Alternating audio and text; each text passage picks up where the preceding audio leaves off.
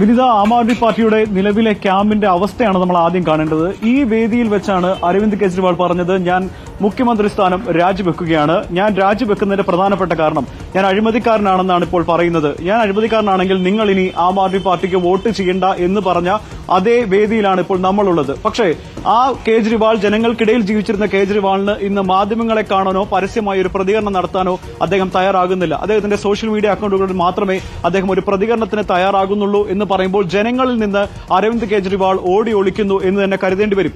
ഈ തെരഞ്ഞെടുപ്പിന്റെ തുടക്കം മുതൽ വലിയ രീതിയിലുള്ള പ്രചാരണമാണ് ആം ആദ്മി പാർട്ടി നടത്തിയത്. ചേരികളിലെത്തുന്നു, വലിയ റാലികൾ സംഘടിപ്പിക്കുന്നു, അരവിന്ദ് കെജ്രിവാളിന്റെ മുഖം വീണ്ടും പ്രതിഷ്ഠിക്കുന്നു, ഒപ്പം വലിയ വാഗ്ദാനങ്ങൾ വീണ്ടും ജനങ്ങൾക്ക് നൽകുന്നു. പൂജാരിമാർക്കടക്കം മാസം ഒരു പെൻഷൻ എന്ന രീതിയിൽ തുക കൊടുക്കും എന്നടക്കമുള്ള കാര്യങ്ങൾ പറഞ്ഞുകൊണ്ടാണ് ഈ ഒരു തെരഞ്ഞെടുപ്പിനെ അരവിന്ദ് കെജ്രിവാളും ആം ആദ്മി പാർട്ടി നേരിട്ടത്.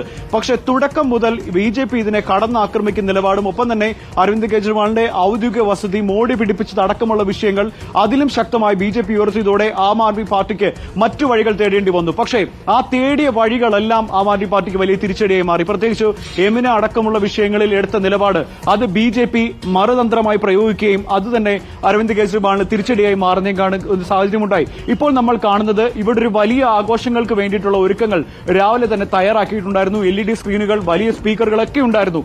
അതൊക്കെ തന്നെ ഇപ്പോൾ ഇവിടെ നിന്ന് അഴിച്ചു മാറ്റിക്കൊണ്ടുപോകുന്ന കാഴ്ചയാണ് കാണുന്നത്. കഴിഞ്ഞ തവണകളൊക്കെ തന്നെ അരവിന്ദ് കെജ്രിവാളിന്റെ അതേ സാദൃശ്യമുള്ള കുട്ടികളെ, അത്തരത്തിൽ വേഷം കെട്ടിക്കൊണ്ടുവരുന്ന കുട്ടികളൊക്കെ തന്നെ വിവിധ തെരഞ്ഞെടുപ്പിന്റെ ഫലം വരുമ്പോൾ നമുക്കിവിടെ കാണാമായിരുന്നെങ്കിൽ അങ്ങനെയുള്ള ഒരു പിന്തുണയും ഇത്തവണ അരവിന്ദ് കെജ്രിവാളിന് കിട്ടുന്നില്ല എന്ന് കരുതേണ്ടി വരും. ഇവിടെ ആം ആദ്മി പാർട്ടിയുടെ കട്ട സപ്പോർട്ട് ചെയ്യുന്ന ആളുകൾ എന്ന് തന്നെ വിശേഷിപ്പിക്കണം. അങ്ങനെയുള്ളവർ ആളുകൾ പോലും ഇവിടേക്ക് എത്തിയില്ല എന്നുള്ളതാണ് ഏറ്റവും പ്രധാനപ്പെട്ട കാര്യം. അങ്ങനെ ജനം പൂർണ്ണമായും അരവിന്ദ് കെജ്രിവാളിനെ തള്ളി എന്ന് തന്നെ നമുക്ക് പറയേണ്ടി വരും. അതുകൊണ്ടാണ് അഴിമതിക്കെതിരെ പടപൊരുതിയ ഒരാളെന്ന രീതിയിൽ ആ ഇമേജോടുകൂടി വന്ന അരവിന്ദ് കെജ്രിവാൾ ഏറ്റവും ഒടുവിൽ അഴിമതി കേസിൽ അകത്തു പോവുകയും പിന്നീട് ജനവിധിയിൽ തന്നെ പിന്നോട്ട് പോവുകയും ചെയ്യുന്ന സാഹചര്യം ഉണ്ടായിരിക്കുന്നത്. പ്രധാനമായും 3 കാരണങ്ങളാണ് അരവിന്ദ് കെജ്രിവാളിന്റെ തോൽവിക്ക് എത്താനുള്ളത്. അതിൽ ആദ്യത്തേത് ബജറ്റിൽ വന്ന മധ്യവർഗ വിഭാഗത്തിനുണ്ടായിരുന്ന പെൻഷനും മധ്യവർഗ വിഭാഗത്തിന് നൽകിയിരിക്കുന്ന നികുതി ഇളവ്. ആ നികുതി ഇളവ് വലിയ രീതിയിൽ ദില്ലിയിൽ വലിയ പ്രശ്നമാക്കിയിട്ടുണ്ടായിരുന്നു. ബിജെപി അത് ഒരു ബജറ്റ് ബിജെപി ക്യാമ്പയിനെ തന്നെ മാറ്റിയെടുക്കുന്ന രീതികളിലുണ്ടായിരുന്നു. അത് ഒരു വലിയ തിരിച്ചടിയായി അരവിന്ദ് കെജ്രിവാളിന് മാറി.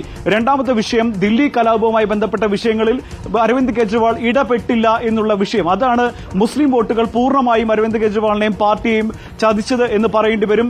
ആ വിഷയത്തിൽ ഉൾപ്പെടെ അരവിന്ദ് കെജ്രിവാൾ ഇടപെടാൻ വൈകിയതും ഇടപെടാതിരുന്നതും മുസ്ലിം വിഭാഗത്തിന്റെ വോട്ട് കുറയാൻ പ്രധാനപ്പെട്ട കാരണമായി.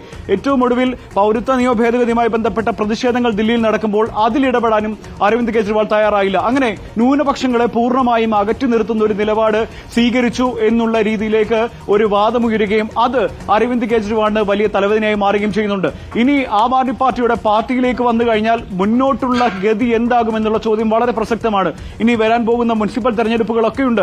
അതിലെന്ത് സംഭവിക്കും എന്നുള്ള ചോദ്യം വളരെ പ്രസക്തമാണ്. അതിനൊപ്പം തന്നെ ഇനി രാഷ്ട്രീയ ഭാവി ഇന്ത്യ മുന്നണിയിൽ എന്താണ് എന്നുള്ള ചോദ്യം അതും വളരെ പ്രസക്തമാണ്. അതിനും അരവിന്ദ് കെജ്രിവാൾ എന്ത് ഉത്തരം നൽകും എന്നുള്ള കാര്യമാണ്. പ്രത്യേകിച്ചും കോൺഗ്രസ് ഈ ഒരു തെരഞ്ഞെടുപ്പിൽ ബിജെപിക്ക് ആക്രമിക്കുന്നതിനേക്കാൾ കൂടുതൽ ആം ആദ്മി പാർട്ടി ആക്രമിക്കുന്ന സാഹചര്യം ഉണ്ടായിരുന്നു. അതും ഈ ഒരു തെരഞ്ഞെടുപ്പിൽ പാർട്ടിക്ക് വലിയ തോൽവിയായി മാറുന്നു. ഇന്ത്യ മുന്നണിയിൽ ഇനി എന്ത് നിലപാടെടുക്കണം എന്നുള്ള ചോദ്യം അരവിന്ദ് കെജ്രിവാളിന്റെ മുന്നിലുണ്ട്. അതിന് മറുപടിയാണ് നമ്മൾ ഇനി കാത്തിരിക്കുന്നത്. വിനീത, ശരി, ഏതായാലും ഇന്നിപ്പോൾ സാമൂഹ്യ മാധ്യമങ്ങളിലൂടെ പ്രതികരിച്ചപ്പോഴും അരവിന്ദ് കെജ്രിവാൾ തോൽവിയെക്കുറിച്ച് കാര്യമായ പ്രതികരണമൊന്നും നടത്തിയിട്ടില്ല. തോൽവി സ്വീകരിക്കുന്നു എന്ന് മാത്രമാണ് പറഞ്ഞത്. Joyce Daniel, Nobel Marikkaran, PR Sunil 3 പേരും തുടരുന്നുണ്ട്. നമുക്ക് ഇനി അടുത്ത ഘട്ടത്തിൽ ഇന്ത്യ മുന്നണിയിൽ എന്തായിരിക്കും ദില്ലി തെരഞ്ഞെടുപ്പ് ഫലം സ്വാധീനിക്കാൻ പോകുന്നത് എന്നുൾപ്പെടെയുള്ള കാര്യങ്ങൾ പരിശോധിക്കണം. ഒപ്പം